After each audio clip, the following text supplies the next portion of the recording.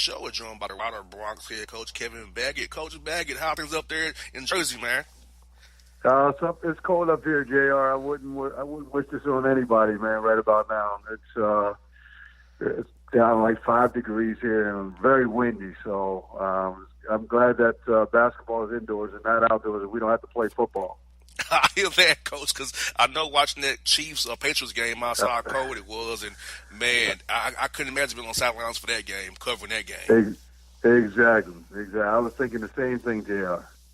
Yeah, Coach, I had a cold game this year in Green Bay on December 9th, and Coach, I must tell you, we got blown out by the Packers, and I was miserable the whole time because the Packers are getting destroyed. I'm on the sideline, I'm in Fort Lauderdale, and I still feel like I'm frozen like an ice box almost, man. Yeah, I don't think there's any hot chocolate or heat pad or any kind of heat and bench. No, that wouldn't be for me, man. I respect those guys who can go out there every week and play in that type weather and hit as hard as they hit. And not for me, JR. Not for me. I hear that, Coach. Now, Coach, your team is 5-0 in MAC play, Coach. And what's been the key factors for your team with this nice starting conference play you have going right now? And how do you see yourselves going forward, starting off all 5-0 right now? Yeah, I think we're just finally starting to evolve into the team I thought we were going to be. You know, we got off to a slow start. We played a tough non-conference schedule. I always tell our guys I didn't do them any justice this year. But we were traveling over. We traveled for like 12 days for almost 9,000 miles on and off planes every other morning, and I didn't do us any justice at all. So I took the blame for our early non-conference schedule. And then, as we got ready to get into the league, we just needed to get some confidence. And once we started getting better and some confidence and being a team that we all know we're capable of being, this has allowed us to really start to come together and start to play good basketball. And like you said, Coach, that non-conference schedule, I know it was tough, but I feel like it's toughening your team up and showing them how to fight through some adversity, traveling all those miles. I feel like it's good for team building and team bonding while you're going through a struggle, while you're losing some games you might not want to lose, but you're becoming one. It's going to help you like now here in late January, going into February and into March there, Coach. And I feel like the guys are playing well based off of those tough times you had in November and December there. Definitely, our guys are starting to figure out. These young kids, they don't understand when they're going through adversity what they're dealing with. They don't put things in perspective. As a coach, I'm constantly reminding them the big picture is, getting better and competing against this type of competition that we competed against to make sure that when we do go into our conference that we're prepared, that we know we've been able to play some high level schools and play them very competitively. And so, again, there's no knock on any teams in our league, but if we feel like we're capable of competing against some of those high-level teams, that we should be able to transition that into our conference and, hopefully fare well in our conference. And I think our guys are starting to figure it out, and it will help us, and it has helped us. But big picture, sometimes when you're going through it, like they say, you can't always see the forest from the trees. And, Coach, I do a lot of speaking at mid-major schools with different teams who have me come in and talk to them. Well, I try to tell these guys at the level you coach at, coaches, hey, you want to at least win your conference in the regular season because you get into the NIT as a fallback if in those days in March and February, those 3 or 4 days, you can't get all the way there. But the goal is getting to March Madness one way or another, the NIT or the Big Dance preferably. But win your conference regular season title, you will play after the season's over with. So I try to tell the guys that lead that big picture and just say, yes, let's build towards that great run through January, February, and that last week in March getting that tournament push. But take your business all through January, February to make sure you at least get that berth in the NIT there.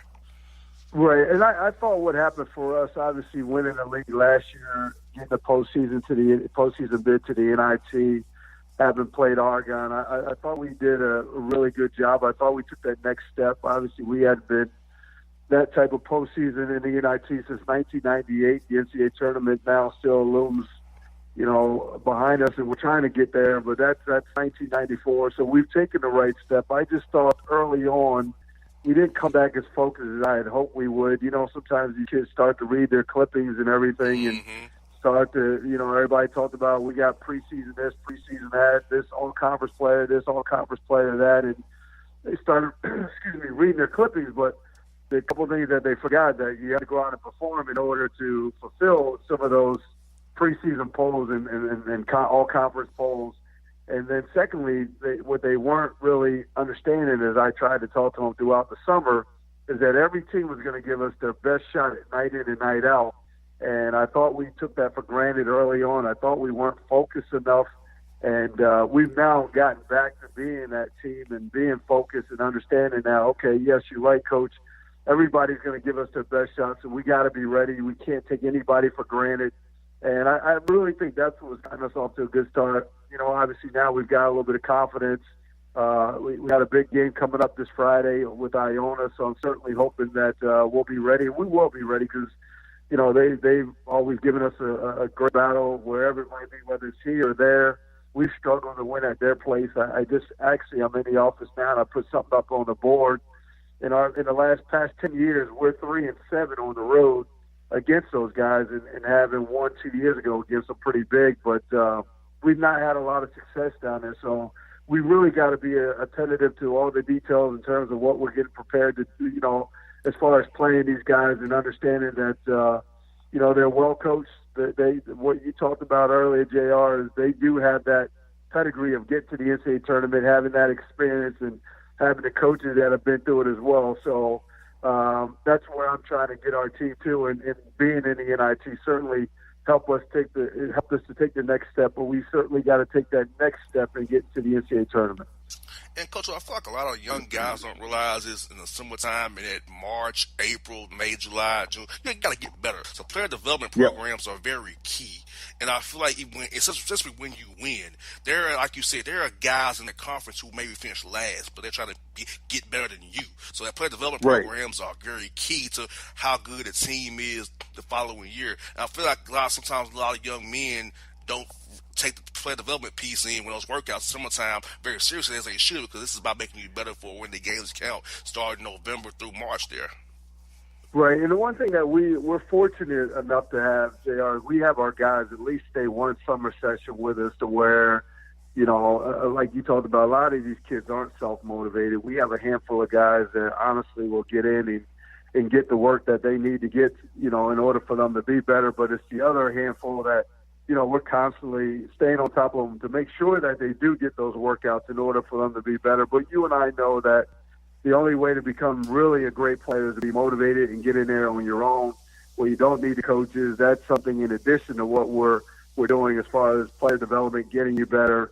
And that's something where I think a lot of these kids have lost that. I think they don't really understand that there's millions and millions of players out here and kids out here that would love to be in their situation, would love to have the opportunity that they have. I think they take those things for granted, but I also don't think that they understand and see the big picture, how many people out here are really trying to get after it and trying to be better, and they're blessed and fortunate enough to be in a situation where they have everything in front of them in order for them to be able to do it, but sometimes they lack the motivation in order to get where they need to get to.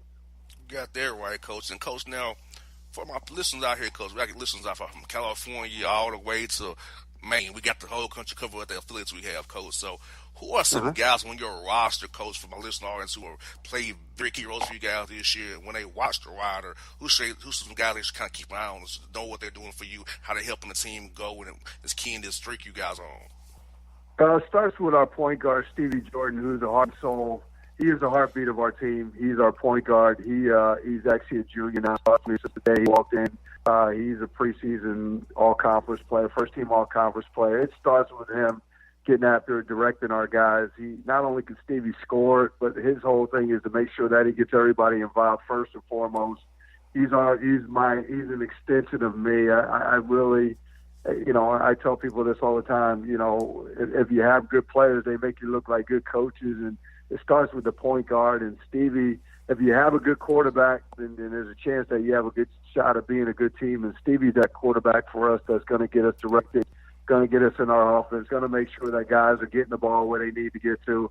So it starts with him, and then then secondly would be what I would call our alpha dog in Demetrio Vaughn, who we lost some games back in November, December without him. He had a fracture in his ankle. He got hurt in the game, and he missed about a month of basketball for us. But he's back playing at 17 the other night for us against Manhattan, which was huge. But he's our alpha dog. He's the guy that's going to get after it. He's the guy that's going to take the big shots. He's going to guard the other team's best player. He's going to get after our guys and make sure that everybody is doing what it is that they need to do. He's also a first-team all-conference preseason pick as well. So those two guys, Stevie being a junior, Demencio is a redshirt sophomore, it starts with those two guys. And then a young man that is still building on what he did last year, Frederick Scott, is a transfer from DePaul, a sophomore transfer now from DePaul. He was a sixth man of the year last year, and he's building on that this year, having a really good year for us. And kind of that guy that can do a little bit of everything. 6'8", can handle the ball, can shoot it, can score inside out. He still needs to get better defensively, but he's a young man that has a huge upside in just learning and getting better every day. So I'm excited for him. We got Jordan Allen, who's a redshirt sophomore for us, one of our best three-point shooter. He's had some huge games for us, up and down a little bit, like for him to be a little bit more consistent. But if we can get him going more consistent in the league, which he's gotten off to a good start, then we'll be good from the outside. Another young man is our starting center, Tyre Marshall, who I think he's really having a good year, really coming on in the tournament. He's going to really push for, being the best center in the league this year, I think. Kamar Williams is a transfer from Florida International, starting at the point guard for us, or off guard when he moved Stevie off the ball. He's another young man that's really starting to go with us now and starting to figure and find his way into our team. So I'm happy to see his progression. And then we have another young man that's a fifth-year senior for us, and I can't speak enough about Anthony Dorham, who's just been the guy that's been in our program the longest. He represents everything that our program is about on and off the court. Hard worker, actually in the gym right now by himself, working with one of our managers who's rebounding for him. He's the glue guy for us, but yet he's that guy that says all the right things and does all the right things that you need as a coach and a player to make sure that he's getting the message across to our team, and that it doesn't always come from me, it comes from him. And then just a number of guys. It's a team, JR, and it's a team that's really starting to click on all cylinders, and everybody's starting to really understand and define their roles, which is certainly helpful for me in playing those roles, because obviously everybody wants to play a lot. We have a lot of depth. We play a lot of guys, but there's certain guys on our team that aren't playing the amount of minutes that I'm sure that they love to play, but yet being team players, they're all buying into it and really playing a role at this time of the year. I hear that, Coach. You definitely want to have Coach, you have a true team. All the means you described are pieces you need to have a complete team, and you have that. Plus, you have a balanced roster class-wise for it. Also, you have a balanced force, your scoring, your rebounding. So I was telling my researchers here, your team is very primed for great things the way it's constructed and under your tutelage. They will do things. They buy in and keep buying into what you're teaching them. They'll be A-OK, in my opinion. Absolutely. I believe that as well. Like I said, we've been knocking on the door. They understand that what it would mean to get this university to the NCAA tournament, what it would mean for our fans. It's a long time coming, and we just got to take one game at a time, stay focused. Everybody in the league is really starting to play well. You could see that. Monmouth is coming on. Iona, obviously. Quinnipiac. There's a Canisius. There's a number of different teams, but we're going to take it one game at a time. We're going to enjoy it, which is important as well, to make sure as we're going along with this that we're having fun and enjoying it. And just stay together, and make sure that I keep them focused and they stay focused. And I love your league, Coach, because your league is full of guys I talk to all the time, which is like Reggie, Baker, and Jamion. I mean, I talk to them pretty often, so it's like, those guys are good guys who text me all the time. I'm like, hey, I can't have you on until you start winning. That's what I told them. Oh, that's funny. I give them a hard time. Wait, when you start winning, I might have you on, but I'm going Ryder until you got to catch Ryder before you get on the show. Now I can't have that. Come on, man! Don't get him all hyped up, man. Where he starts coming in here beating us. But no, to be honest with you, there's so many really good coaches in this league, and the guys that you just mentioned, and then Jamion is going to get those guys turned around. They've had some big upset wins already with the guys that are returning and some of the guys that he brought in, but. Night in and night out, these guys, the staffs do a great job scouting, knowing one another, knowing their opponents just as we know our opponents. And, you can't take any team lightly, whether at the top of the league or they're at the bottom, and so that's just a sign of good coaches and what they do to get their guys playing in their programs and buying in and doing the things that they need to do in order for them to be successful as well. And Coach, I can't let you go by asking you Super Bowl prediction. Who you got? Rams, Patriots? I got the Patriots. You can't go against Tom Brady. You saw what he did last night. He is the GOAT, and it's just he just defines what it is of greatness. Everything that he does. The guys around him, everybody that buys in. It's so hard to separate yourself and be that type of player and that type of greatness. And so I'm enjoying watching it, and I'm glad my kids are old enough to see it. But, man, in our lifetime, the Michael Jordans, the Brady, Muhammad Ali, these guys come few and far between. So I'm just enjoying it. And how could you root against a guy or how could you bet against him? Because every time you do, he finds a way to get it done. And I know they lost last year, so trust me, that's an extra incentive for him to get back this year and hoist that Lombardi trophy. Well, Coach, me personally, I have a Tom Brady PTSD based on Super Bowl that happened in Houston. So when I see that guy, flashbacks of that bad day in Houston, man, we was up 20-3 on them boys. Right, exactly. I remember. Well, unless that clock is expired with all zeros on it, you can't ever count Tom Brady out. Well, Coach, I'd say, see, Atlanta have now become the Atlanta Rams now. We're all Ram fans here in Atlanta. Okay. We are cheering for the Rams here, Coach, because it was like Coach, we was cheering for Chiefs, Rams, to be honest with you, because the Saints are our rivals. We don't want to see them, and the Patriots took our Super Bowl from us. We was up on them. We was like, we didn't want them here, so...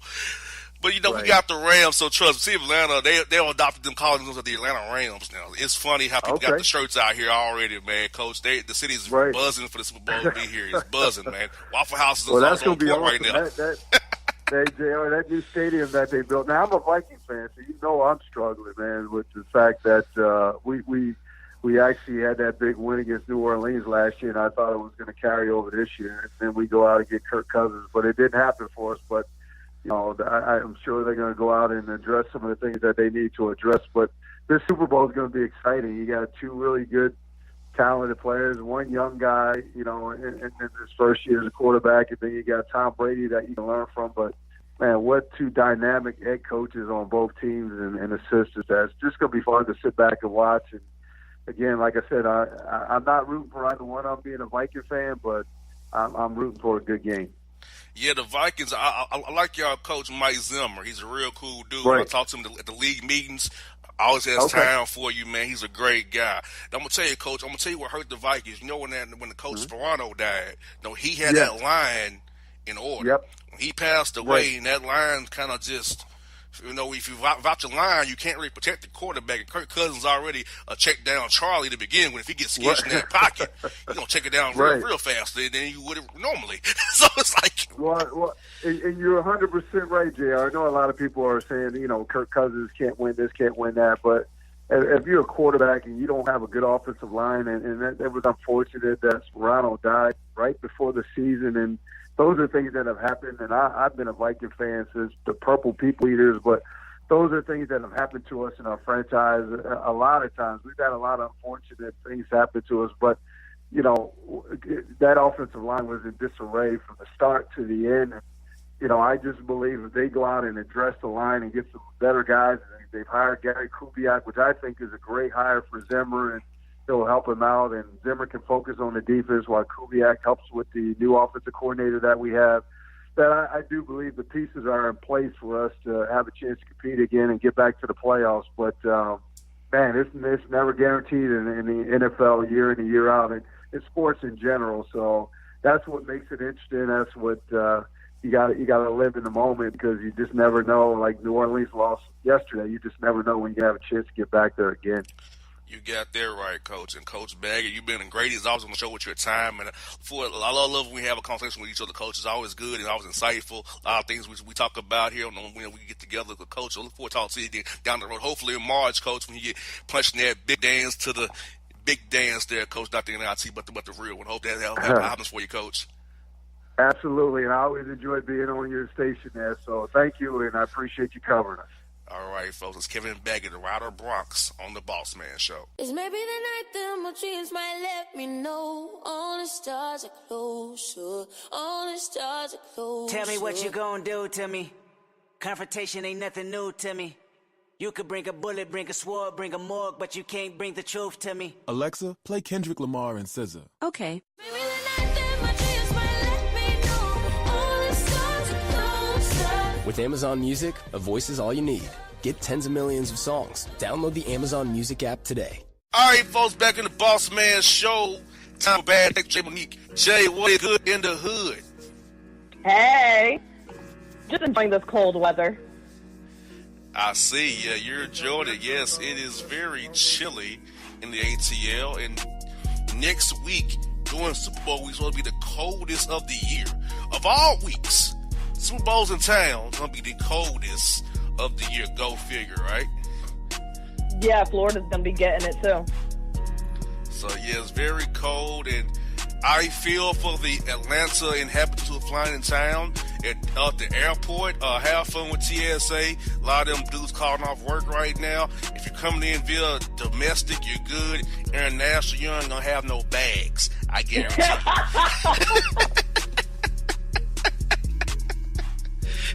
International, kiss your laptop goodbye. Your MacBook goodbye.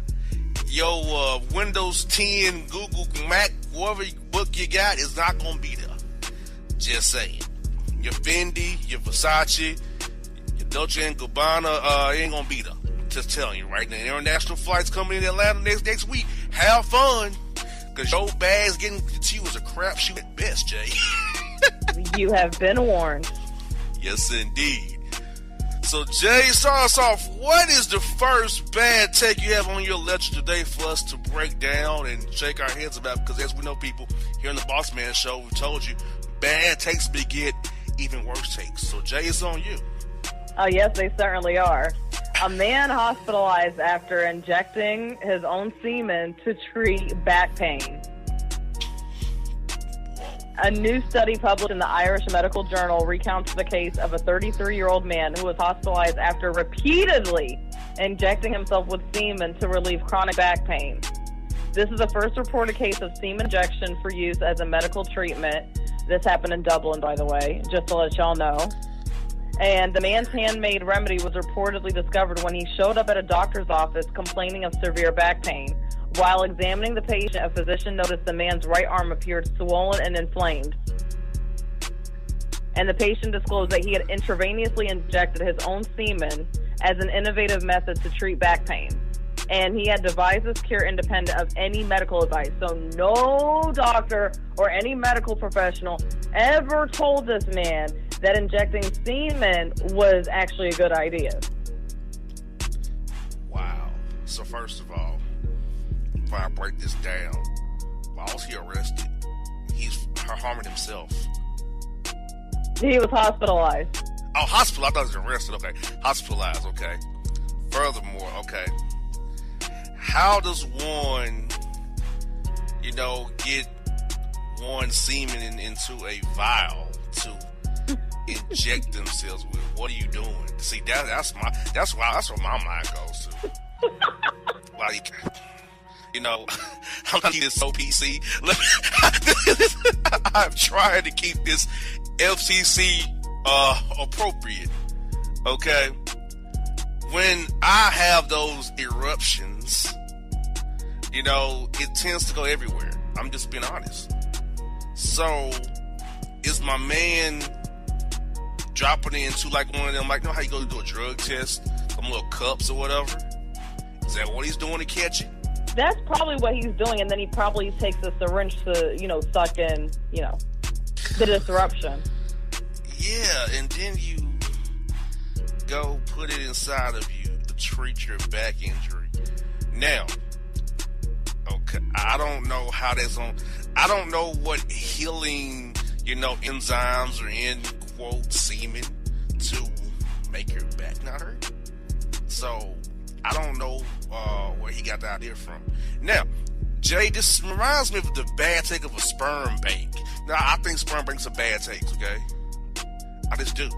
I don't need to go to this weird place and look at Blacktail magazine, Playboy, any other freak magazine, and whack my monkey for a few $100.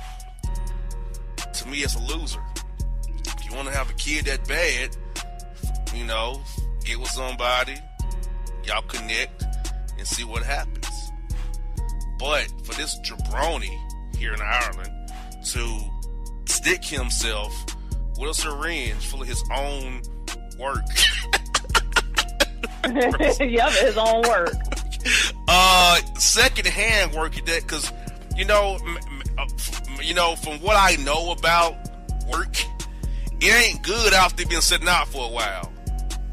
It usually dries up, if it's on your skin, it looks like ashy skin or something, then it peels off of you. You know, that's how it typically goes with work. Work is only good when it's hot and creamy and juicy. Lord, don't get me. So I wonder, not that I really care, but is my man injecting it hot, or is he? Well, he has to, I guess, because it ain't gonna be no good no other way, right? More than likely, he does it like right away. Like as soon as he has his disruption, he probably uses a syringe to scoop it up or suck it up, and then he probably immediately injects it. Oh God, that's just sick. But apparently, when it entered into his body, they did an X-ray and it revealed that there was air trapped beneath the man's skin. So him injecting that semen, it was not helping him at all. He could have killed him, so it caused a clot. Yep. Lucky he living. That is an example of a bad take get even a worse take right there. That bad take. Ireland, you should be ashamed of yourself. Jesus. So what we got next, Jay? We got this jabroni you told me about in Arizona here.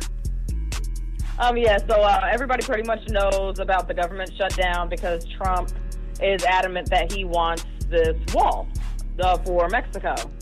So an Arizona lawmaker wants porn to fund Trump's border wall. What? Yes, a GOP lawmaker wants to fund President Donald Trump's border wall by squeezing money out of every Arizonan who patronizes pornographic websites. He recently introduced House Bill 2444, which would require electronic manufacturers to pre-install porn blocking software on all electronic devices bought or sold in the state. To deactivate the blocking software, a person would have to prove they are at least 18 years old and pay a one-time fee of $20 to the Arizona Commerce Authority. Manufacturers or retailers could also charge a fee for disabling it. Anyone who deactivates the blocker themselves would face a misdemeanor charge. The money collected by the state, according to the proposal, would form a number of grants which would, among other things, help sex abuse victims and fund the president's proposed border wall. The Mexico's supposed to pay for the wall, right? Is that what he said? Mexico. That's what he said at first. He said Mexico was going to pay for the wall. And then we got alleged porn blocking. We got a jabroni in Arizona who makes no sense. See, Arizona's already messed up, Jay.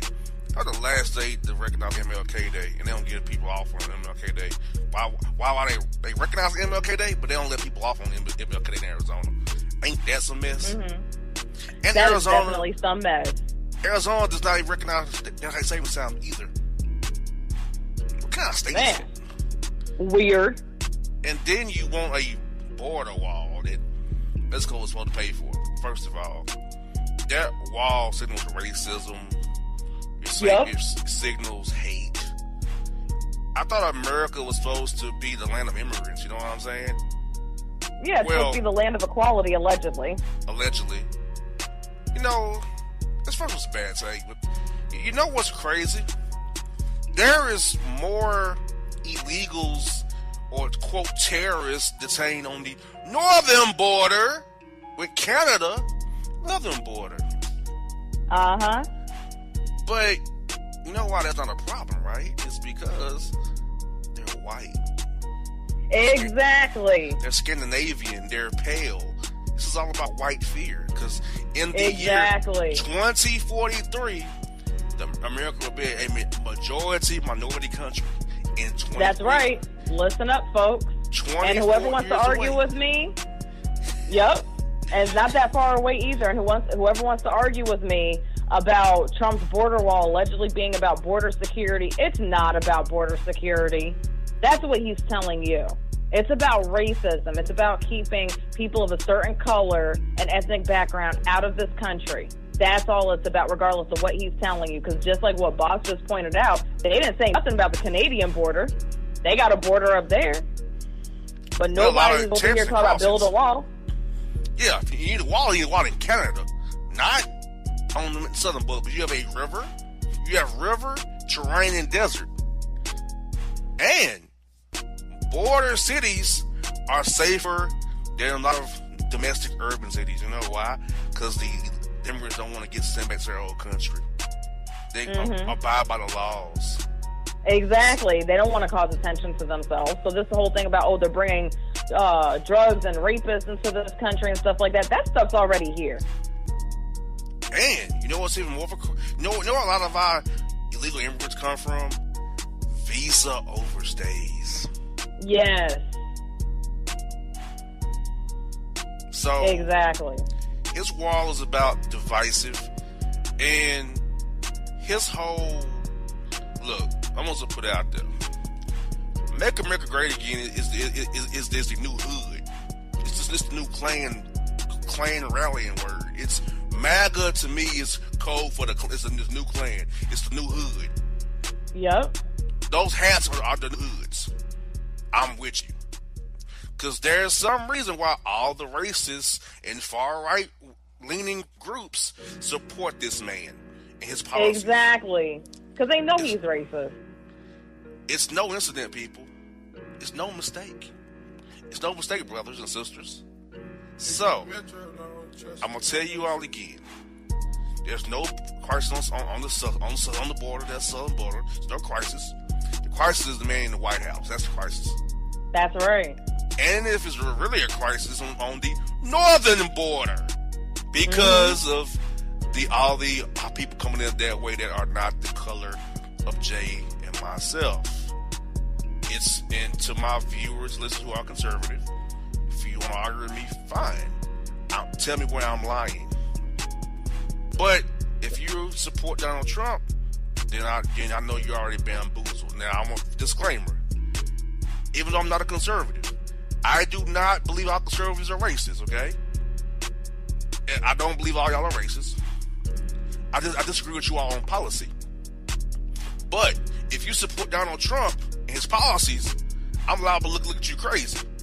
Because you can be conservative and not agree with his policies or what he stands for. But if you actually went and pulled that lever because of he's a Republican and you're a conservative, hey, I'm gonna look at it sideways. I'm being real with you. I'm not trying to make you feel bad or change this to the show, but as a Afro-Latino man, I have to call it how I see it. Yeah. And Afro-Latino man, I see people of color, I will call it how I see it. This man is not what people of color here. DACA, TPS, the Haitian he sent back. He called them S-hole countries. Tell me the lie. Tell me the lie, people. Am I lying? I'm quoting what this man said. And for those who say, oh, he's not racist, white people don't determine what racism is. I'm sorry.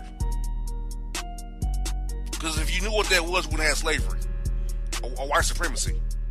Exactly. So, white people cannot determine racism. When you try that, that is a bad take. I'm telling you, this is a bad take segment. That's a bad take.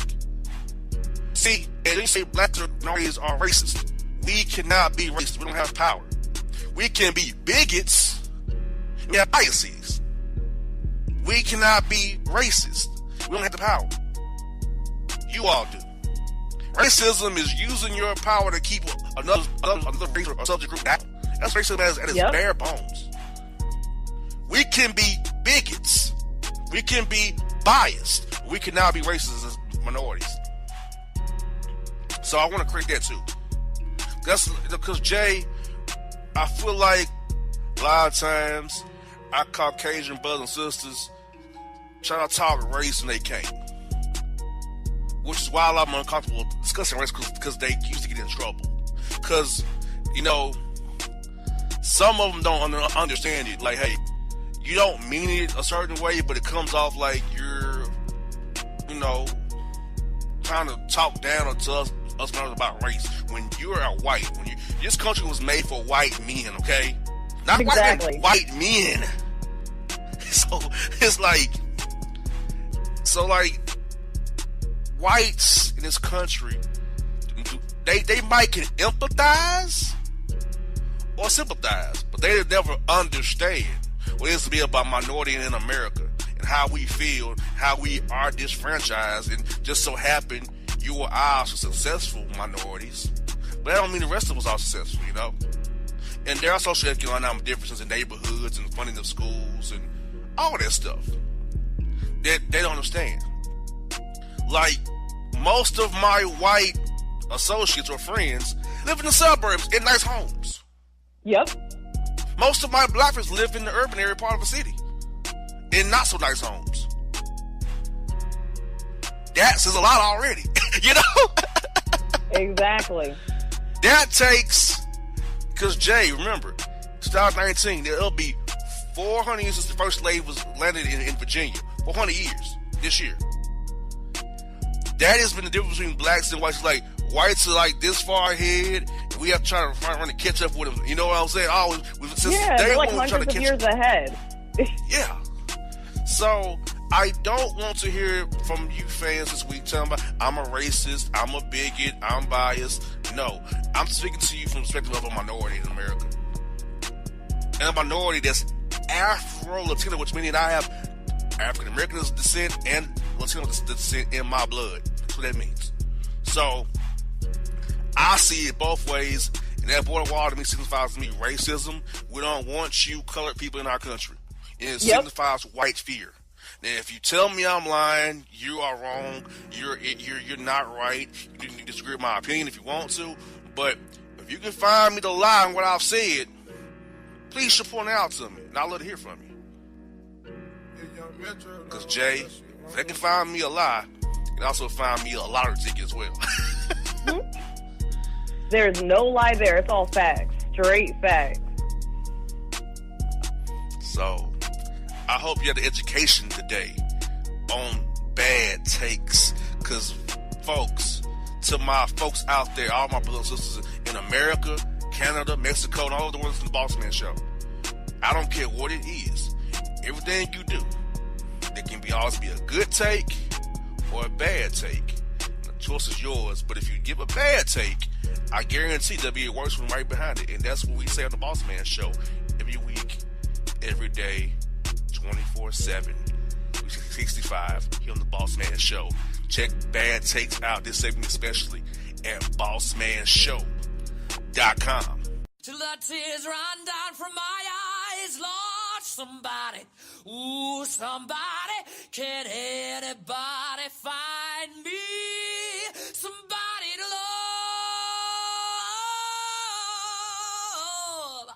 Alexa, play hits from Queen. Okay. Somebody to love. Somebody. With Amazon Music, a voice is all you need. Get tens of millions of songs. Download the Amazon Music app today. All right, folks, back in the Bossman Show, time with the Boss Report with myself and Jay Monique. Jay, you ready for the Boss Report this week? Yep. No doubt. Folks, been waiting on it. It's time for it. It's here. It's the Boss Report. First story is this, Jay. Get the F out of here with the BS. Covington Catholic High School's gaslighting geoduck Nick Sandman denies being a racist D-bag who smirked and stared down Native American elder while rocking his MAGA bros, acted like an alabaster a-holes. These racist white people always trying to talk down to another race, and they feel they can get away with it just because they're white. He's 16, That's 17 what years that old. is. It's getting irritating with these people. Yeah, and he yelled at old man who was at the Vietnam War vet guy in D.C. I'm like, come on, dude, with your little red hat on. I just want to burn those red hats. I hate them. And that clown, West, who's married to that heifer, Kardashian. Oh my God. And he calls that man somebody he loves? Are you kidding me? Yeah, like his friend, his bro, his pal. Like I said, I don't understand. I don't understand why any person of color hangs around that man DC. I feel like Kanye has a lot of mental issues because he's displayed mental issues in the past on multiple occasions. So I don't know what's going on with him, but I don't think he's mentally stable because that doesn't even make any sense for him as a black person to team up with somebody like that who oppresses his own people. Exactly. It's like, dude, really? It's like, man, I don't get it. You know, Dr. King was living, he was shaking his head at all these tap dancers out here like West, and Adrian Broner, and, you know, Larry Elder, and all these different guys, and that idiot Sheriff Clark with that dumb hat. All these tap dancers was cute, bootlicker, that pastor Daryl Scott, loose clowns, fools. And we got this story, Jay. Run, fat ass, run. Moment an elderly Florida man, 72, tries to run over his neighbor with a tractor after getting into an argument over the grasslands. Oh, well, that's extreme. I mean, it ain't even that serious, but you're going to go and run to a tractor trailer, go and run your neighbor over some petty argument? Are you serious right now? Over the length of, quote, grass. Like, over the length of the grass. That's truly a bad take as well. That is somebody who has nothing else in life to bother them if they're going to let something that petty set them off like that to where they want to run over their neighbor. It's like, seriously? It's not that serious. I mean, you have so many people out there that actually have real things to worry about more so than the length of grass. Yeah, that wouldn't burn my nerves, to quote, length of grass. No, it wouldn't. It wouldn't faze me. It ain't stopping no show for me. That is a ridiculous assertion to get that mad over, to go get, to try to get somebody over with a tractor. That's ridiculous. Like, what? Man, that takes the cake right there. This story kind of back to our first story here. Oops. Nick Cannon says Travis Scott is for the culture due to the Super Bowl and his highly copulating proclivities out here, trying to tap dance for the man. Yeah, he'll be Super Bowl at halftime performing with Maroon 5. Gladys Knight doing the national anthem, which I'll be kneeling for, as always. I don't like it. We need to take more of a stand. But obviously, we got some people who want the fame and glory. Don't want to stand up for what's right, I guess. Yep, exactly. So Travis Scott, he was doing what exactly? Well, Nick Cannon called him out. He'll be at the Super Bowl performing at halftime with Maroon 5. You know, Jay-Z went down, so did Rihanna. Others There's a lot of people. Because Colin Kaepernick, but this clown, you know, he been with Jenner, Kylie Jenner, Kardashian. He's not nice with them. He's on dude. He's gonna be on the Kardashian show. He's just a tap dancer, man. His song "Sicko Mode" is cool. Yeah. His "Sicko Mode," like I don't like the song no more because of him now. Yeah, he's just trying to be seen. It's like he doesn't really care about what's going on.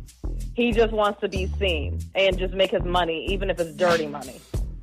Exactly. That's what that sounds like. And Gladys Knight singing the anthem. Like, I'm sorry. When a black person sings the anthem, you're embarrassing yourself. Do you know what the third verse of that song says, Gladys Knight? The third verse of that song says what they feel about you. Like, that's right. Seriously.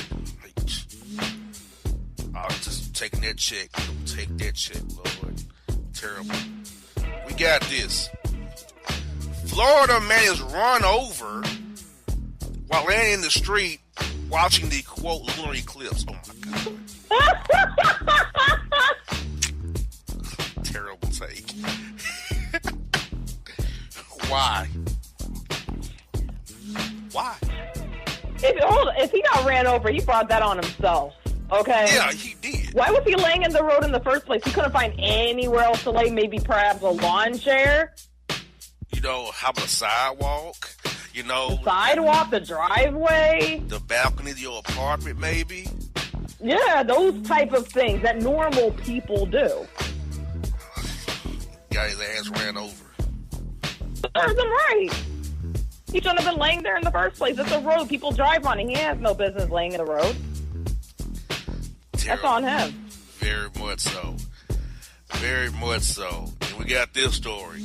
Not on Petunia's watch. Tiana Taylor refutes rumor that Iman Shumpert is stashing a threesome seed. Threesome? Yeah, did you hear about that story that Tiana Taylor and Iman Shumpert have threesomes with different people?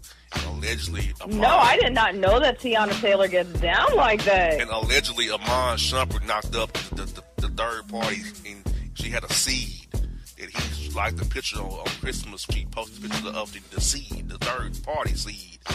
So she's trying to refute those rumors. People saying that he first of all, why are you dropping work inside of the third party? They not your wife, brother. That's all. So during a threesome, Tiana, this man is supposed to be Tiana's boyfriend, but husband. He ended up knocking up the person of which they were having this threesome with. Yes. Why are you finishing off in her and not in your wife? Exactly. That's messed up to the third degree. That's just foul. And why was protection not involved in the first place? It's one thing not to use protection with his wife. I get it. But once a third party was involved, protection should have been used. Nobody knows where the third party's been at. I agree. And on the top of that, even without protection, he can't control himself. He don't know that feeling when he's about to disrupt. He should know. To just get out of there. We all have that feeling. Like there is no surprises there. See, this is why I've always believed that those type of actions, in the bedroom, they never turn out good. Like when couples want to spice up their relationship and stuff like that, it usually turns out sour. Situations similar to this, or the guy ends up falling in love with the other person, and they end up having a relationship behind the wife or girlfriend's back after the threesome. It's not good to begin with to do that. It's not, and it backfired because my man could not. I guess he felt the sensation and said, "Screw it, I'm gonna drop it anyway." Maybe he really feeling her. Maybe he already liked the woman before, and is using this as an excuse to say, "Oh, it was an accident." Exactly. Maybe so. And another one about sport here is a Florida man's accused of raping a fish because, quote, it smelled like vagina. Oh, God. First of all, hold up. Vagina's not supposed to smell like fish, so I don't know what women he's been messing with. Exactly. That would smell similar to a fish in the first place. Yeah. So let's start there. That's a pretty bad take right there. Like, yeah, if you dealing with women who smell like Captain D, that's the problem. Yeah, that's the problem. This is not a good thing, and it's not supposed to be a turn on. That's not supposed to ruffle his feathers by any means. Yeah. Smelling like fish, that should be like a one-way ticket to get out of there. Hell no. We're not doing this. Right. Wow. And then on top of that, the second part of it, the fact that he pleasured himself with this fish. Yeah, I don't understand why you're knocking a big catfish down. I don't. And from what I'm told, not that I know, it's not from no angler or fisher man or whatever. Catfish have teeth. From what I'm told. So if you're dropping your Johnson in a catfish's mouth. Well, I mean, the man's already weird, so maybe he likes that crap. understand. I don't understand it from the beginning, middle, or the end of this. As to why this catfish is pleasuring this man, and he's not only allowing it, but actually has the nerve to justify it. He has a take on his take, which is bad. Because it quote... Right, like, yeah, I did it because... What? It smelled like vagina. It shouldn't happen at all. No, quote, fish should smell like vagina, okay? I'm sorry. There is no reason on top of that a quote, fish smell like vagina, or quote, vagina should smell like quote, fish. Those things should not mix, ever. If that is the case, you should put on your clothes, either throw them out of your house or you leave from her house, okay? Okay, because that says right there the type of women that he's been messing around with all these years. If you pull down the pants or panties, of a vagina is fish. If you pull down the pants or panties and a smell rises to the top, you should be running for the heels. Yeah, that's what normal guys would do. But he smelled this fish, and he's thinking, "Oh, this is normal. I smell this all the time on women." And proceeds to knock down very large country catfish. Wow. Gentlemen out there, don't ever try to disrupt yourself with a fish for any reason. And if we hear any reason as to why you're bumping and grinding with a fish, you're getting roasted, period. Exactly. You're getting roasted. That's not okay. Exactly. And Jay, even on the Boss Report, what we learned today? That bad takes get even worse takes. They sure do, because these are just getting worse and worse, where it's like, you got my eyes popping out like the Tasmanian devil over here, like, he did what? Quote, and meant it. Quote, it smelled like vagina. What kind of take is that, sir? A bad one.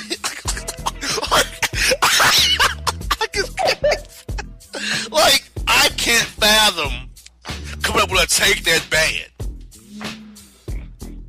Well, the sad part is he didn't even try to come up with it. He meant it from the get. Like, he means these things. Like, that was what was going through his warped mind of his. Like, my man propped the fish on a tree to angle it properly. What?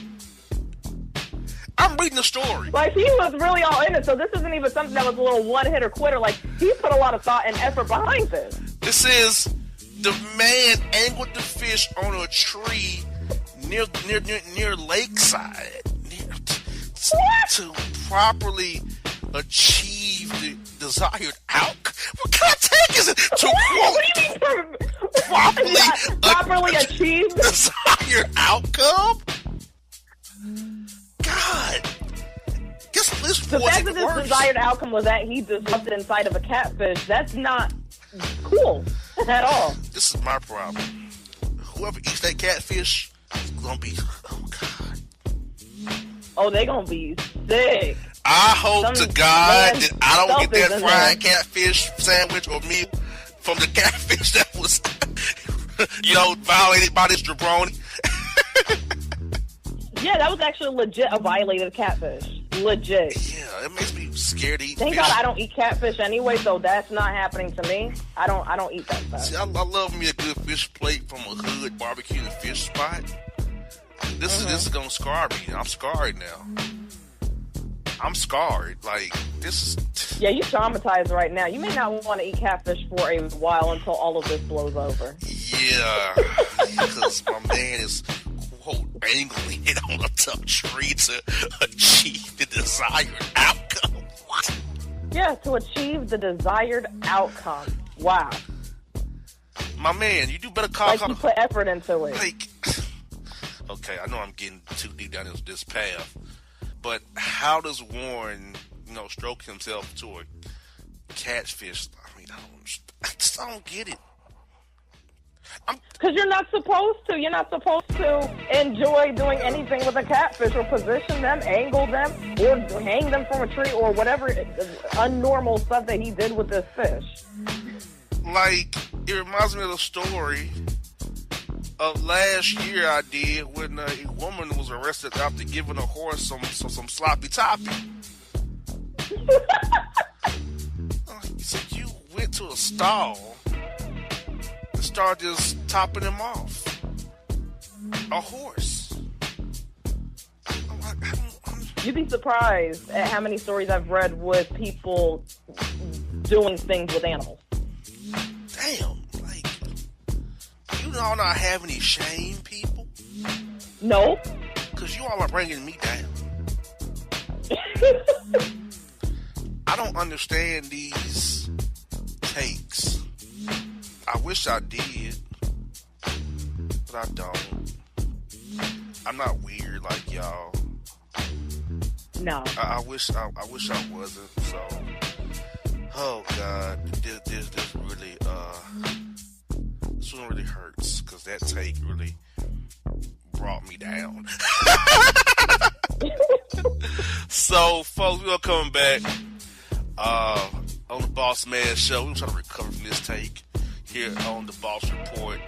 So, folks, check out the Bossman Show at our new site, BossmanShow.com. And Jay, the BossmanShow.com is going up in the rankings on Google. I love that, which tells me there's a lot of hits going on, a lot of interaction, because in Google search, the Bossman Show rises up the rankings for its sports websites, entertainment, urban, hip-hop. See, we give you everything here in the Bossman Show. Your politics, your sports, your urban, your news, your weird news, you get your bad takes. We give you all to you in the Bossman Show. So check us out.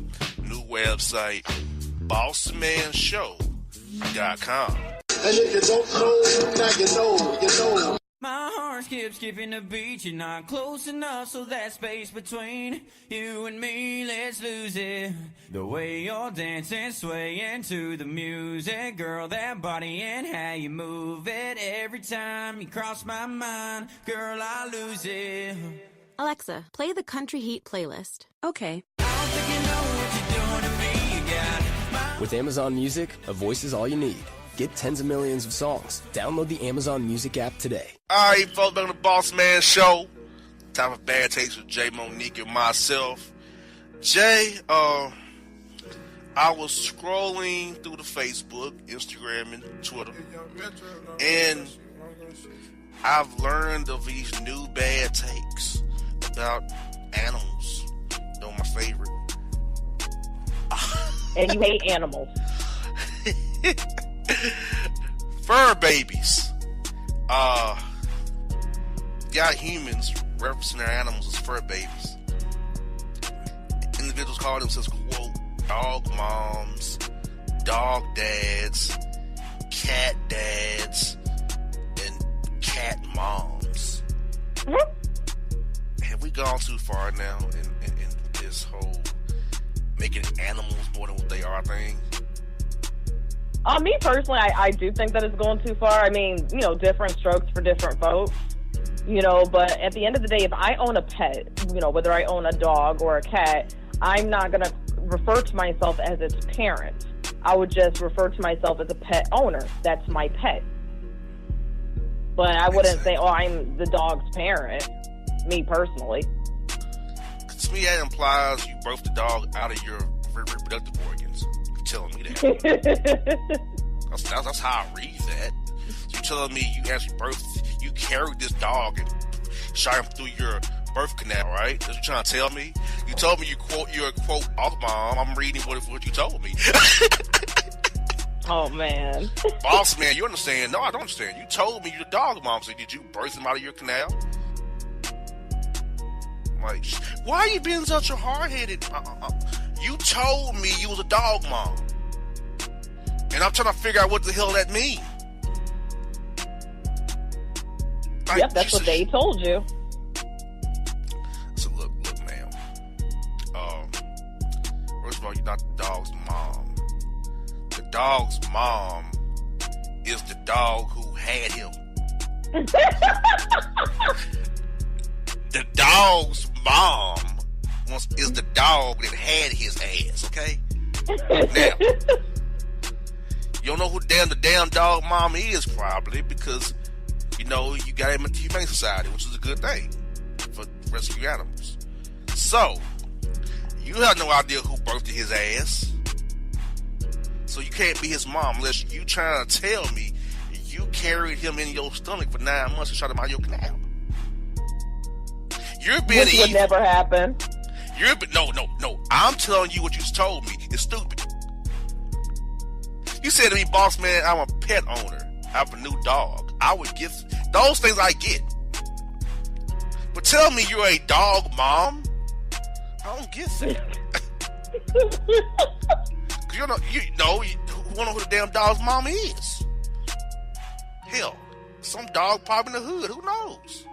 It's a damn dog. You know? And she named him Mailbox. Mailbox? Yes. Why? Because he pees on the mailbox stump. Stop him! Right. Train him.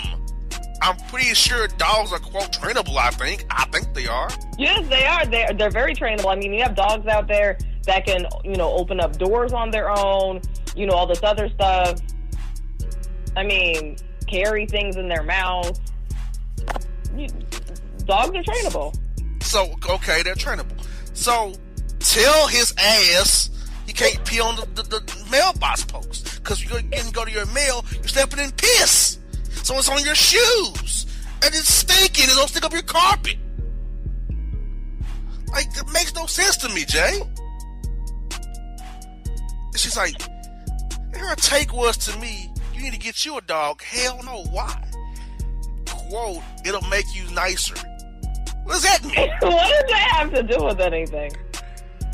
Jay, will a dog make me, quote, nicer? No. Will it make me probably angrier, maybe? Yep. Very angry, actually. So, like, that's not a good idea for me. Like, look, if you like dogs, that's fine. Like, if you love animals, great. Just don't force it on me, that's all. But if you're going to tell me you ain't take about an animal, and I'm not knowing I'm not an animal person, I'm going to look at you like you're crazy. You're a dog mom. Jay, she also referred to you tell me the dog has a brother at home. Like, what? Okay. A brother at home. What does that mean? Well, Chucky's at home. He's my other dog. So you trying to tell me you trying to tell me that Chucky and Mailbox are brothers, right? Under what premise? You're that dog mom? Unless they came from the same dog, that's the only thing that would make them brothers, is if they came from the same dog. Exactly. I'm getting that. I said so.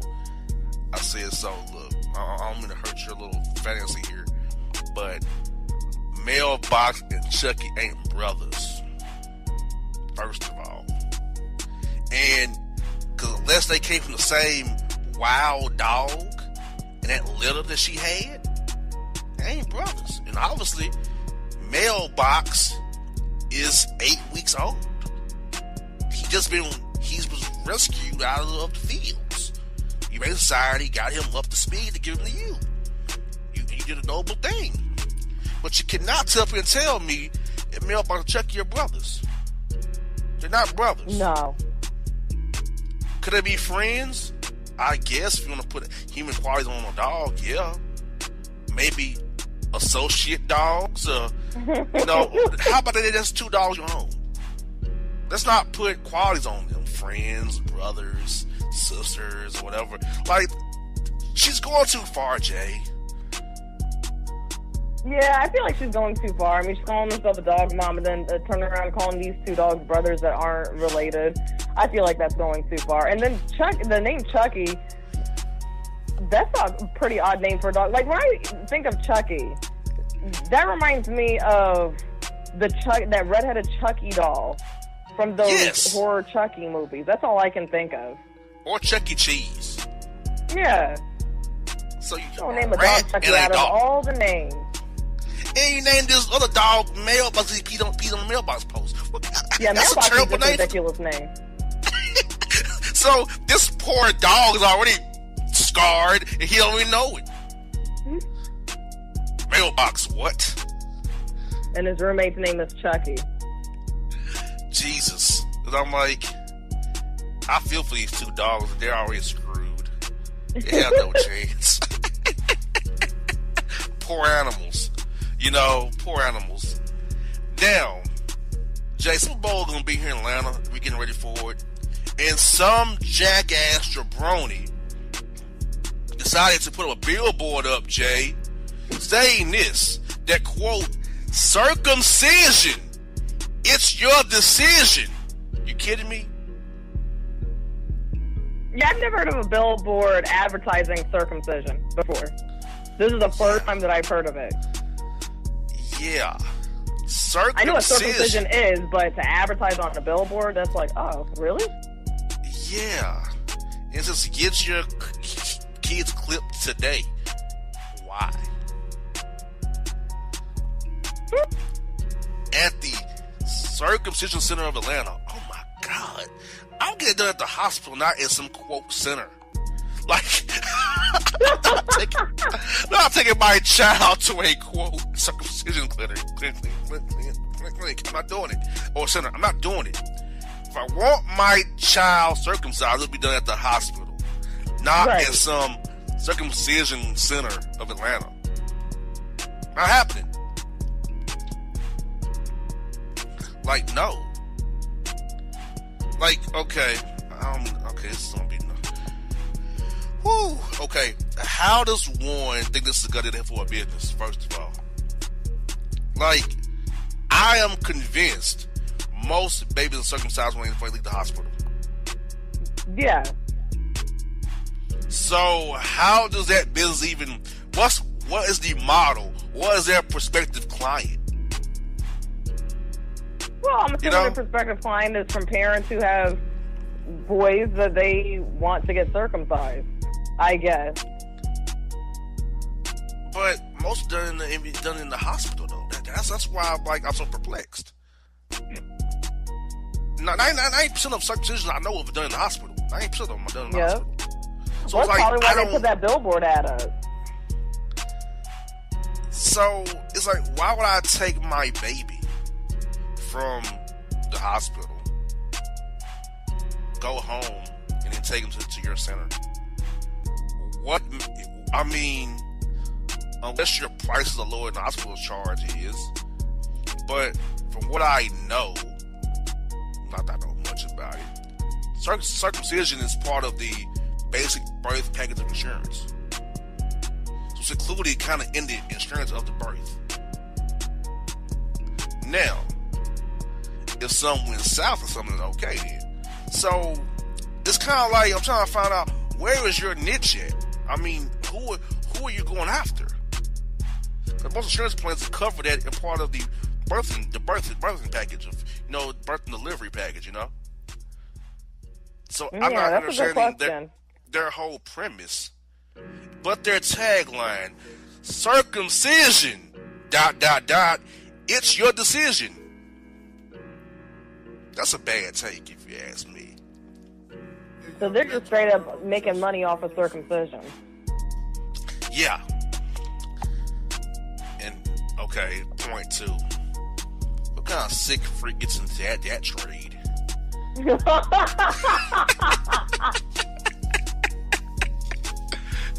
kind of sick freak gets in the trade of clipping boys' Johnsons before they don't know what's going on? What kind of sick freak is that? That's a horrific freakery to be in. Or freakery? Freakery, yes. I mean, you just clipping on young babies' Johnsons all day. I mean, that's just you went to middle school for that? You spent all that money, loan money for that? Now somebody gotta do it, but come on. That's your trade? Clipping Johnsons? Okay. But this big ass billboard's on I-75, Jay. You can't miss it. Well, they really It's trying to get horrific. that business. They want to make sure that their ad is seen. Okay, it's another question. It's a marketing question. I get it's Super Bowl week in Atlanta the next 2 weeks. There's a lot of people coming to town. Mm-hmm. What makes you think they're going to come into town and get their baby circumcised here in Atlanta? While they're on here in town covering Super Bowl, they don't come back out. You know, the people who are visiting will see the sign and then revisit at another time. I don't know. I don't know what their mindset is, but they're probably thinking whoever sees it that doesn't live there, that they're going to commute back to Atlanta to get the circumcision done. How about you sew, bad PR guys' booties back together? Let's do that. How about that? Allegedly, PR men in Atlanta's booties be bleeding, allegedly. According to the stories I hear. That's part of the package as well. I mean, resell your booty. It's your decision, you know what I'm saying? Like, for real. This is a big ass green, it's a lime green sign, Jay, with white lettering. And it's underlined too. And two underlines. I'm like, what? Mm-hmm. Yeah, they're making sure you see it. I was angry about when I saw it. I was angry about it. I can tell. Like, this is a terrible take. Like, this is like good perfect for my show. Like, this is terrible. This is like terrible 101. Really?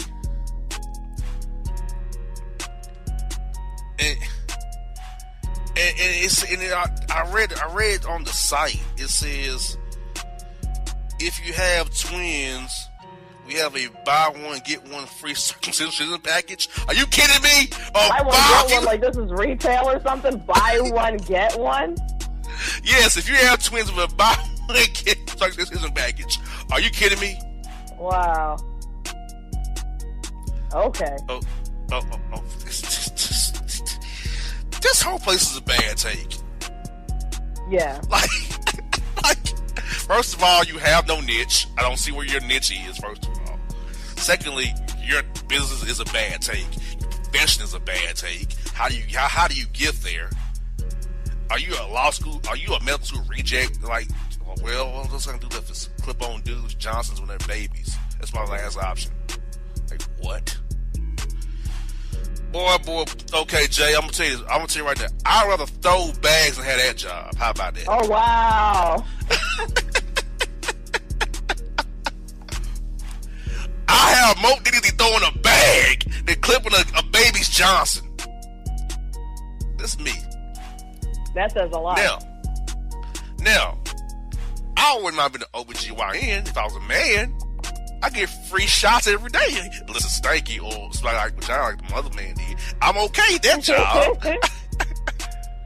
But to clip a young man's Johnson, how do you get there? I want to hear from the listeners. If you are a circumcision specialist, is what they call them. If you specialize in circumcising in young men, how did you get there? What pushed you in that route, that field? I don't know. I am confused. Inform me and Jay via email and get our names right, please.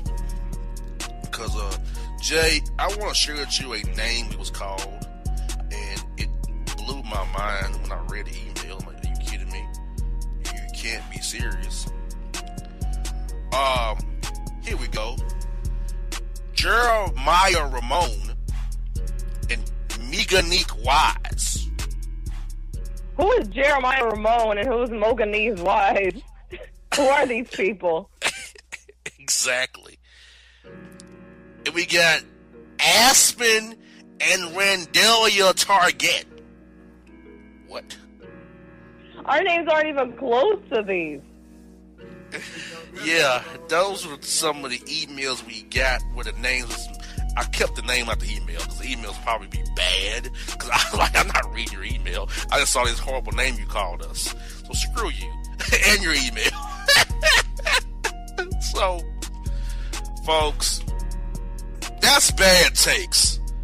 Take the takes and flame in your mind and say to yourself, I don't end up on bad takes with Boss J. Monique. I don't want to end up on the show. So when you're out this week, think about that. I want to be on the show. I want to end up getting clowned on the show because you will get clowned if we get any whiff of your take. Okay? You get clowned. So, if you want to be clown, be stupid. Because, that means you've heard this show, means the bad takes have begotten even worse ones from you. So, if you want to be a part of the show, be stupid. If you don't, you just want to enjoy the show, check the show out at bossmanshow.com. Keep liking, sharing, retweeting, keep hitting me up on the email. I know you listen to the show. I appreciate you all. It's Bad Takes. We out! It's maybe the night that my dreams might let me know. All the stars are closer. All the stars are closer. Tell me what you gonna do to me. Confrontation ain't nothing new to me. You could bring a bullet, bring a sword, bring a morgue, but you can't bring the truth to me. Alexa, play Kendrick Lamar and SZA. Okay. Maybe the night that my dreams might let me know. All the stars are closer. With Amazon Music, a voice is all you need. Get tens of millions of songs. Download the Amazon Music app today. All right, folks, back on the Bossman Show. Jay Malik and Bossman here. Time for the Boss Report here on the Bossman Radio Network, BossmanShow.com. Jay, you ready for some more Boss Report today? Yep. All righty. Folks, you've been waiting on it. It's time for it. It's here. Boss Report.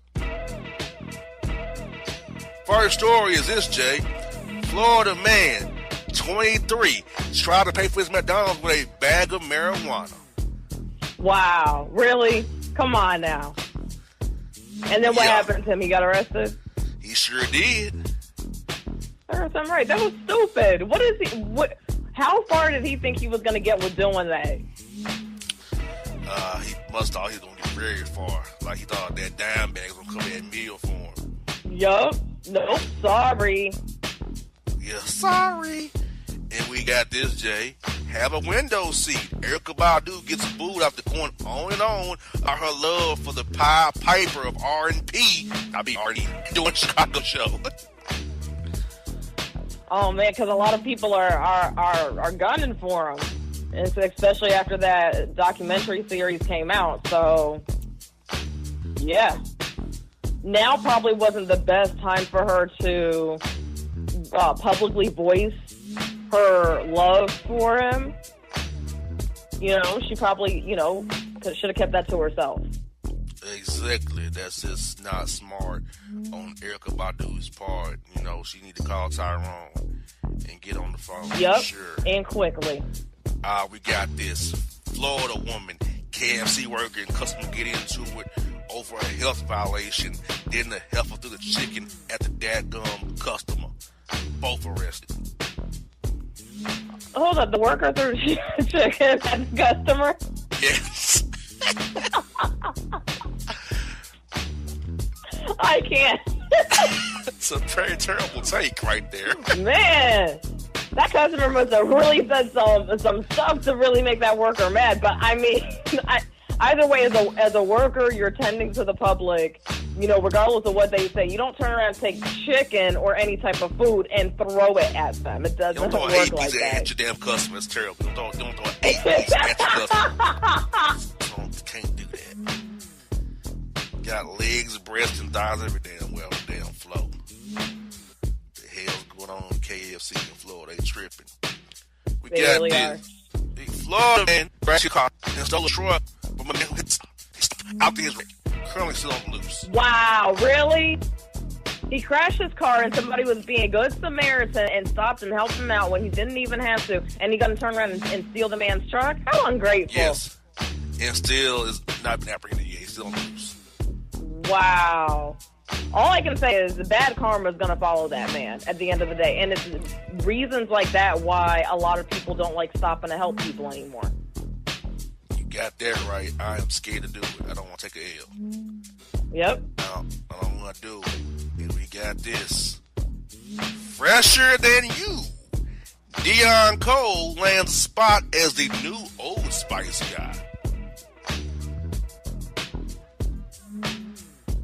Okay. I don't know why Deion Cole was going to be Old Spice dude. Who wears Old Spice as a man anymore? I don't know anybody that does it. Yeah, I'm not really into that smell. Because as a woman, you still, even though you're the one not wearing that stuff, and they have a man, they still want their man to smell a certain way. I don't particularly care for the smell of Old Spice. Yeah, Old Spice, Brute, Jordache. What's all them cheap old men brands? Like Her for men. They have to go away. Yep. They have to go. Thankfully, I buy my cologne, Perry Ellis 360 on clothes.com.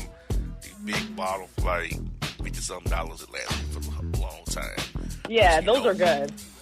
You know, I'm not going to get my cologne at Kroger's, okay? I'm not Oh, no. That is a big no-no. You don't go to Kroger's. As a matter of fact, you shouldn't even be picking up men's cologne at Walmart, to be quite honest with you. It's just not... It's yes, not and I see dudes racking up with body washes and buying colognes and those Kroger's and Walmart. I'm like, why? Right. Yeah, don't do that.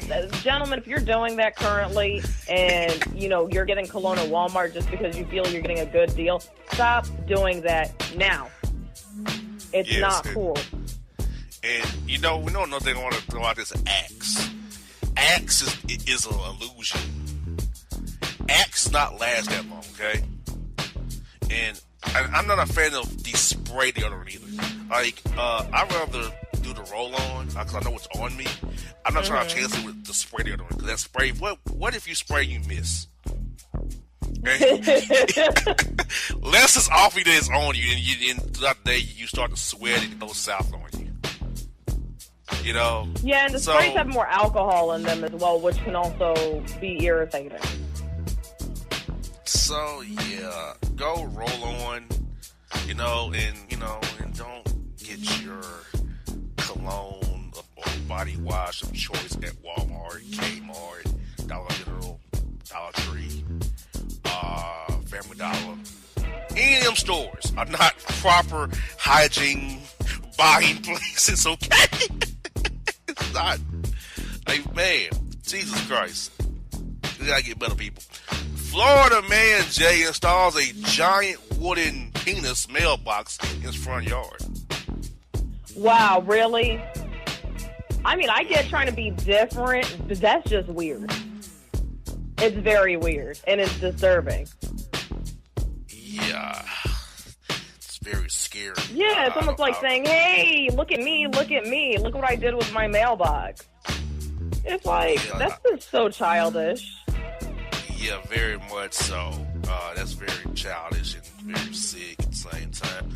But his house stinks. But he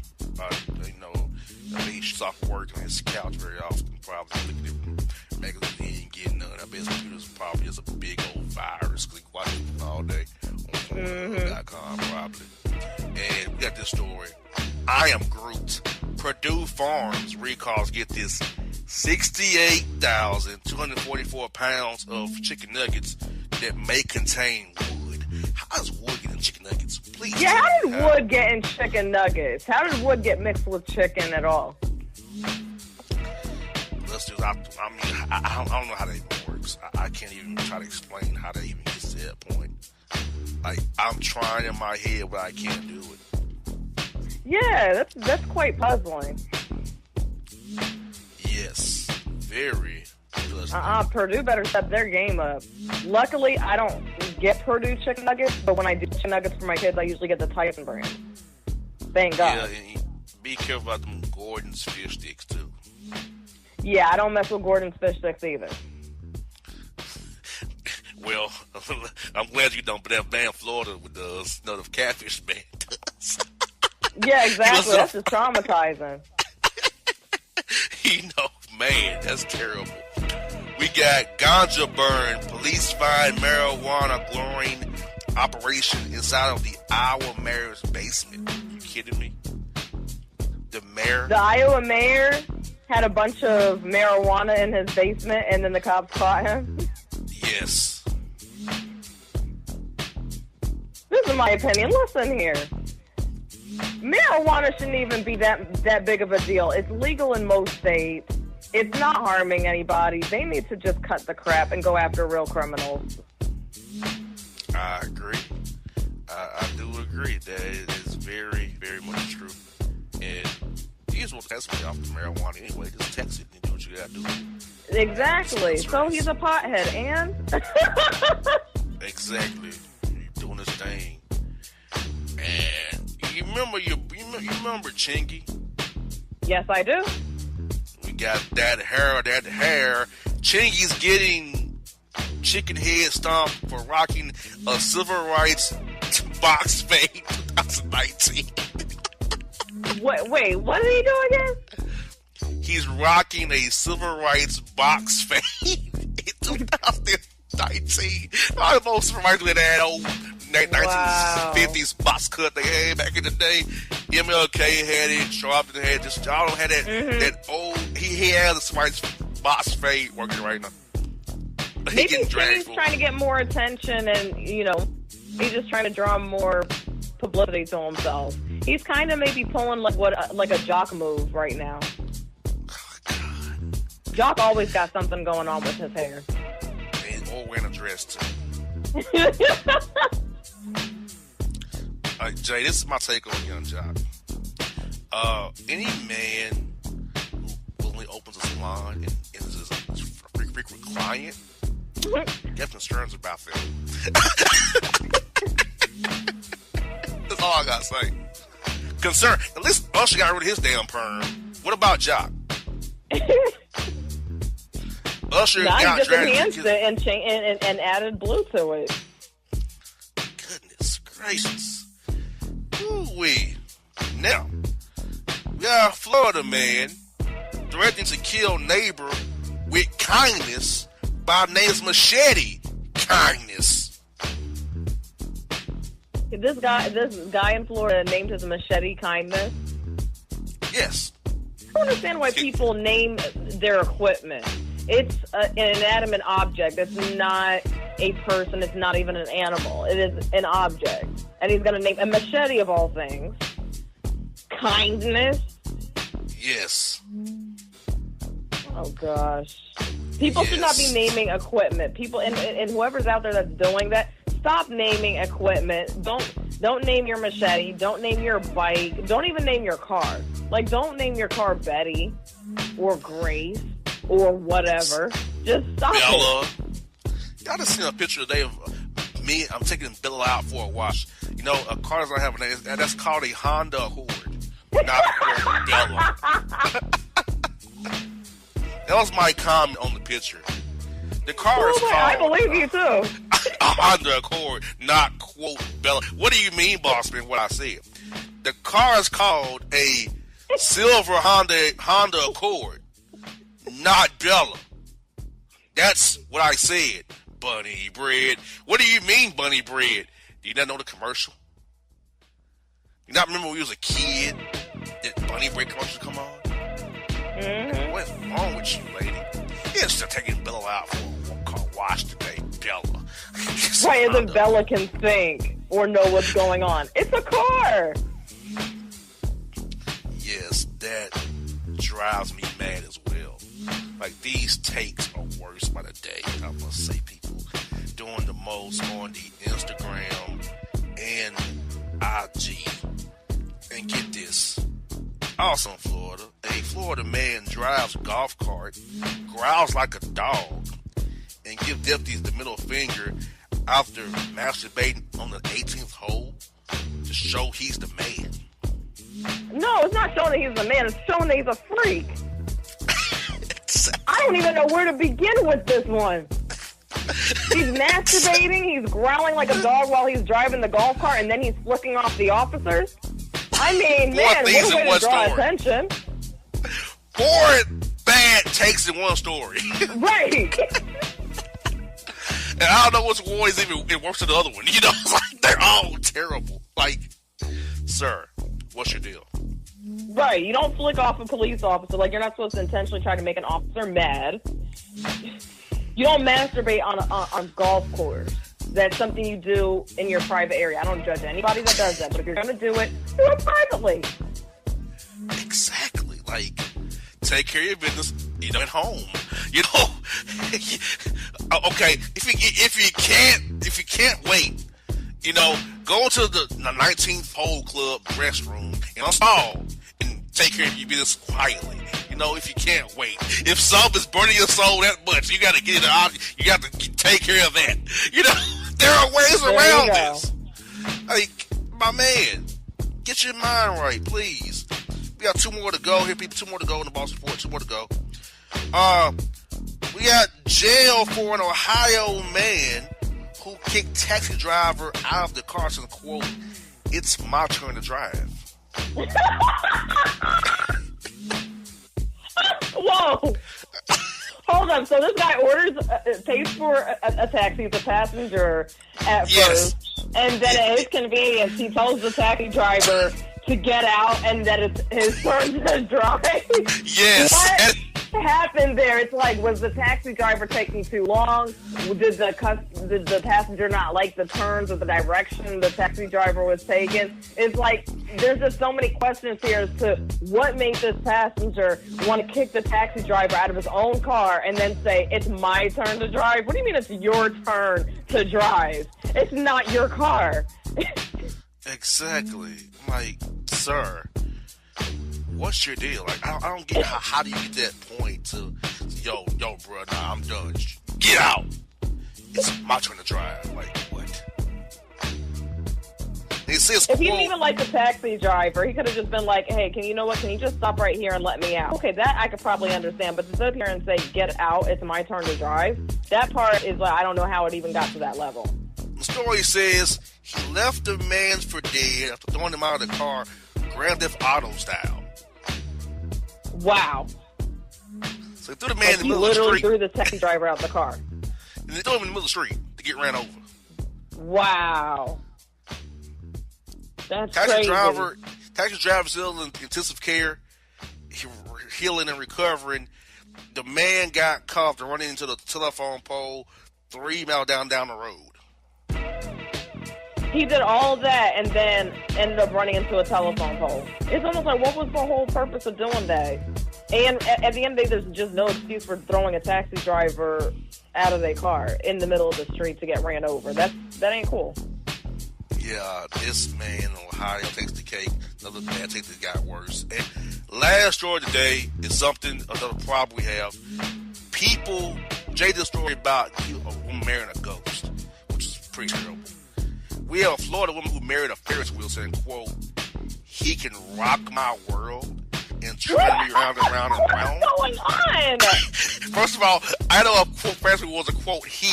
First of all, I know Ferris wheels are quote he's. He can quote rock your world. How? And then turn you round and round. In Florida? Yes. This is so shameful right here. It's like a Ferris wheel is it is a machine. It is something that people ride on.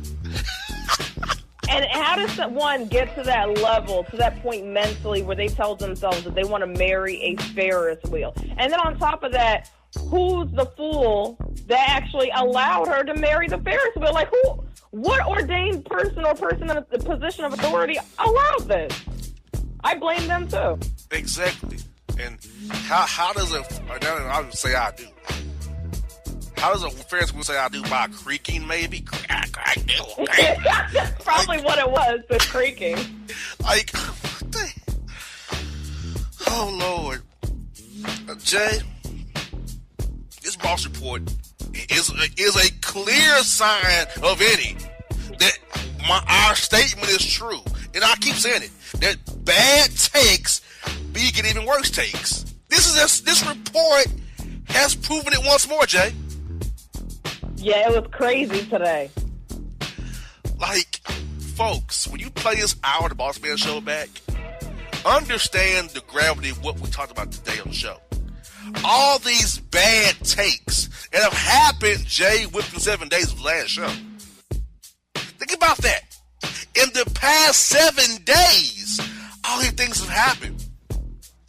What's wrong with our world? You know? Yep.